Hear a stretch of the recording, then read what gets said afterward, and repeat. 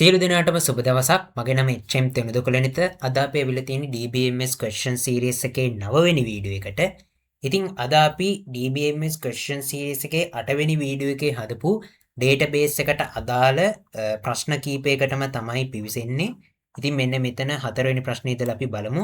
ඉතින් අපිට ප්‍රශ්නේ කියනවා Huawei brand එකෙන් රුපියල් 40000ට වඩා අඩු මොබයිල් ෆෝන් එකක් මෙතනදී අපිට අවුට්පුට් එක විදිහට දෙන්න කියලා. ඉතින් අපි බලමු කොහොමද ඒක ගන්න කියලා. මම මේ විදිහට HDSL එකට ගිහිල්ලා මම select all from ඊට පස්සේ මම table එකේ නම දෙනවා product කියලා.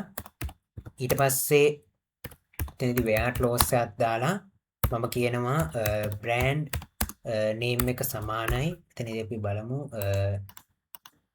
brand name එක අපිට Huawei කියලා තමයි එන්න ඕනේ. අපි දෙමු brand name එක සමානයි Huawei. එතකොට අපිට price එක ඕනේ 40000ට වඩා අඩු. ඉතින් මෙතනදී මම price එක 40000ට වඩා අඩු වෙන්න ඕනේ කියලා දෙනවා. අපි මේක run කරලා බලමු. ඔයාලට පේනවා ඇති අපිට මේ විදිහට price එක 40000ට වඩා අඩු Huawei brand එකේ mobile phone එකක් මේ විදිහට output එක විදිහට පෙන්නනවා. හරි. අපි ඊළඟ ප්‍රශ්නයට යනවා.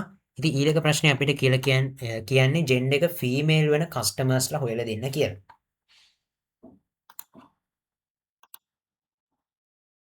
හරි. අපි බලමු කොහොමද ඒක හොයාගන්නේ කියලා. මම මෙතනදී ආයෙ වතාවක් select all from මම මෙතනදී table එක මේ පාර customer කියලා දෙනවා. ඊට පස්සේ customer table එකේ අපිට gender එක female වෙන customers ලා තමයි හොයාගන්න ඕනේ. මම මෙතනදී gender එක සමානයි female කියලා දෙනවා. ඉතින් මෙතනදී අපි customer data female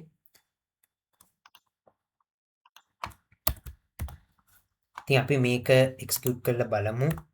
අපිට answer එකක් ලැබෙයිද කියලා. ඔව්. gender එක female වෙන customers ලා දෙන්න කවුද කියලා අපිට දැන් මෙතනදී output එක විදිහට බලා ගන්න පුළුවන්.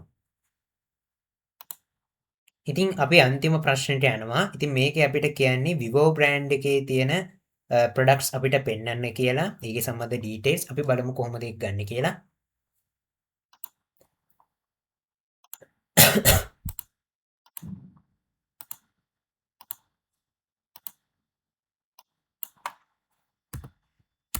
ඉතින් මෙන්න මේ විදිහට මම ආයෙ වතාවක් select all from ඊට පස්සේ table එක මම දෙනවා product කියලා. ඊට පස්සේ මම product කියන table එකේ යටතේ අපි brand name එක දෙනවා. brand name එක දෙනවා මම මෙතනදී සමානයි Vivo කියලා.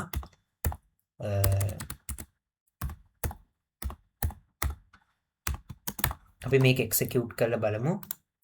ඔන්න අපිට Vivo brand name එක යටතේ තියෙන ඔක්කොම products මේ විදිහට බලා ගන්න පුළුවන්. හරි ඉතින් ඔන්න ඔය විදිහට අපි DBMS question series එකේ 9 වෙනි වීඩියෝ එක මෙතනින් ඉවර කරනවා.